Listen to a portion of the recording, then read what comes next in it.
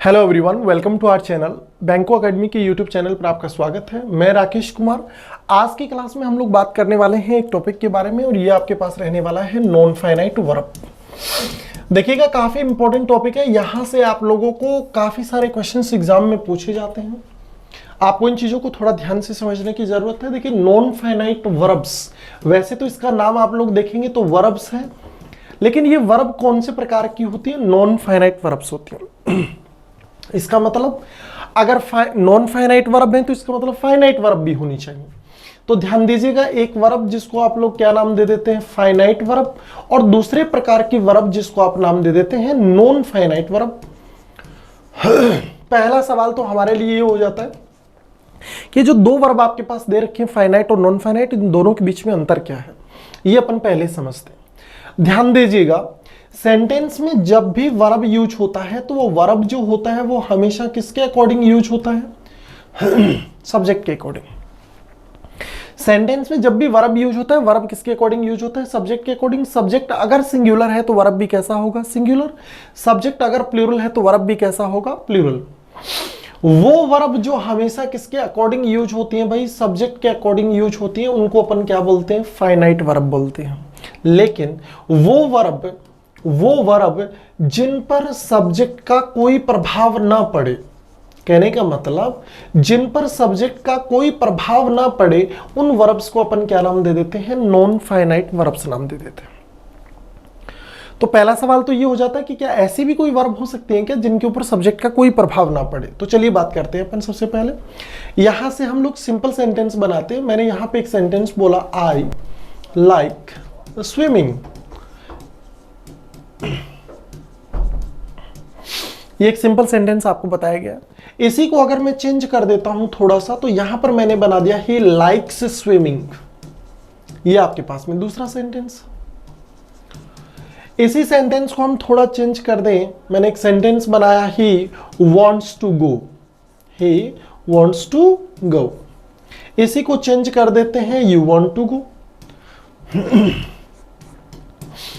आप लोग क्या नोटिस कर रहे हो यहां पे कि आपके पास जो पहला सेंटेंस दे रखा है, इसके अंदर आई जो सब्जेक्ट है, सब्जेक्ट इसमें कौन है? आई है, और वर्ब कौन सा है? लाइक है। तो आई जो है वो बताइए क्या है? सब्जेक्ट है। प्रेजेंट में आई जो होता है वो प्लूरल होता है, इसलिए वर्ब भी कैसा यूज होगा? प्लूरल। यहां पे लाइक मेन वर्ब का फर्स्ट फॉर्म है, जो कि कैसा वर्ब है? प्लूरल वर्ब है। तो जब हमने सब्जेक्ट आई लिखा था तो यहां पे वर्ब के रूप में क्या लिखा? लाइक। जैसे ही हमने सब्जेक्ट के में ही लिख दिया तो ये बताओ क्या बन गया? सिंगुलर सब्जेक्ट है। और जैसे हमने सब्जेक्ट सिंगुलर लिखा तो यहाँ पे वर्ब भी हमने कैसा लिखा? सिंगुलर लिखा।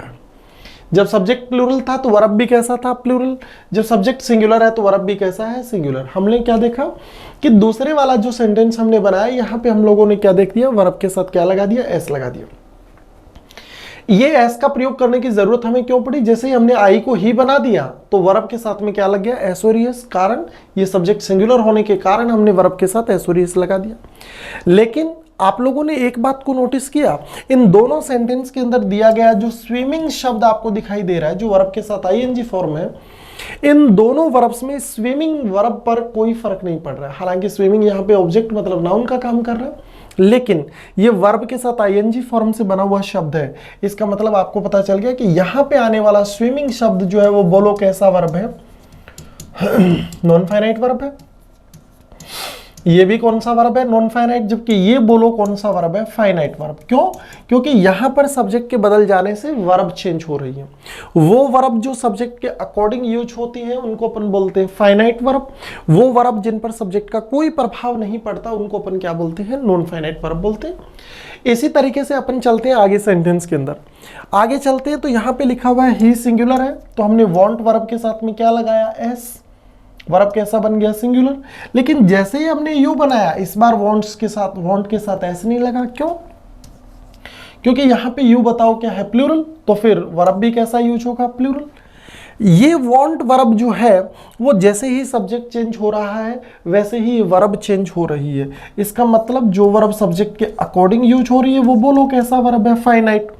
लेकिन आपने क्या नोटिस किया, यहां पे दिया गया टू प्लस मैन वर्ब का फर्स्ट फॉर्म जो है, इसके ऊपर सब्जेक्ट के बदलने से कोई फर्क नहीं पड़ा। हमने ही लिखा तो भी टू गो था, या हमने यू लिखा तो भी क्या है? टू गो है।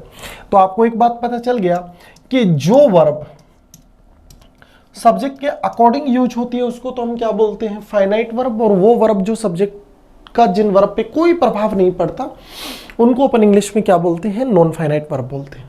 अब यहीं से आप लोग एक बात और चेक कर सकते हैं, ध्यान दीजिएगा, हम सबसे पहले सेंटेंस में बोलो क्या लिखते हैं भाई, सब्जेक्ट लिखते हैं।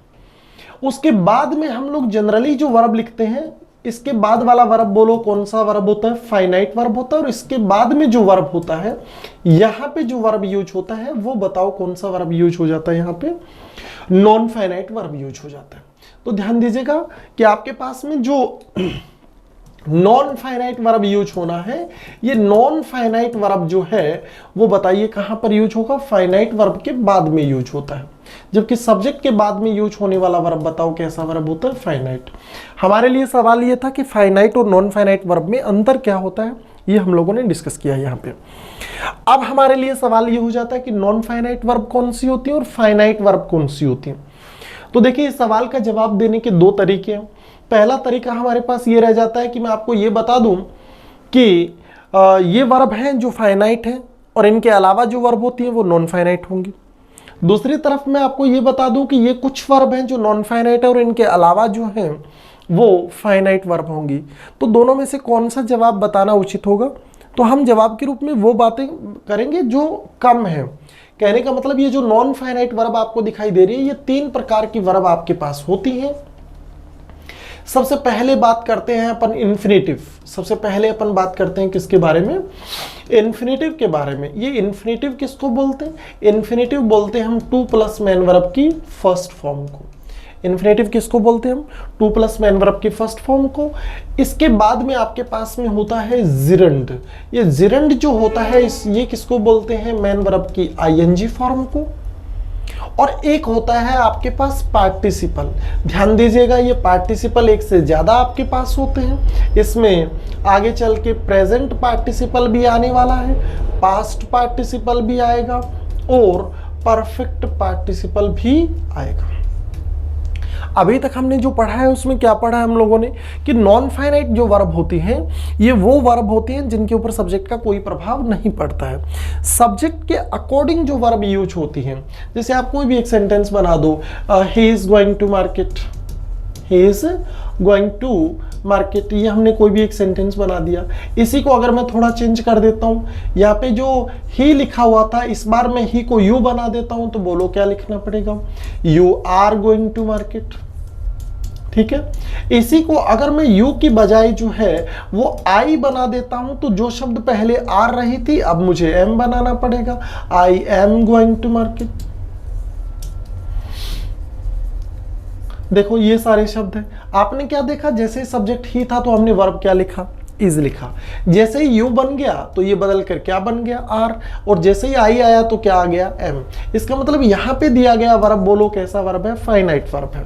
क्यों, क्योंकि ये वर्ब किसके अकॉर्डिंग यूज हो रहा है, बताइए ये वर्ब बताइए कैसा वर्ब है, फाइनाइट वर्ब है। किसके अकॉर्डिंग यूज हो रहा है, सब्जेक्ट। जैसे ही सब्जेक्ट बदल रहा है वर्ब बदल रहा है, मतलब फाइनाइट है। लेकिन आपने क्या नोटिस किया, इस बाकी सेंटेंसेस में अगर आप देखते हो इन तीनों सेंटेंसेस में, तो जो गोइंग वर्ब आपको दिखाई दे रहा है, ये गोइंग वर्ब तीनों के तीनों जो सेंटेंस है उनके अंदर सेम है। इसका मतलब यहां पर दिया गया गोइंग शब्द बताओ कैसा वर्ब है, नॉन फाइनाइट वर्ब है। इसका मतलब अभी तक आपको यह समझ में आ गया कि फाइनाइट और नॉन फाइनाइट वर्ब में अंतर क्या होता है। देखिए आज की क्लास में हम लोगों ने अभी तक नॉन फाइनाइट वर्ब के बेसिक इंट्रोडक्शन के बारे में बात की है। हम लोग इसी जो टॉपिक है इसको हम आगे लेकर चलेंगे। आगे चल के हम इन्फिनेटिव के बारे में बात करेंगे, जिरंड के बारे में बात करेंगे, पार्टिसिपल के बारे में बात करेंगे। काफ़ी इंटरेस्टिंग टॉपिक है, आपको बेहतर ढंग से पढ़ने की ज़रूरत है। देखिए एक बार अगर आपने इस टॉपिक को ध्यान से पढ़ लिया, इससे रिलेटेड कोई भी क्वेश्चन आपका कभी गलत नहीं होगा और आपको इन चीज़ों को थोड़ी सी थोड़ा अंडरस्टैंडिंग की जरूरत है। With this not that's all for the day guys, we will meet in the next session. Till that good bye, take care, सब care, thanks, thank you very much.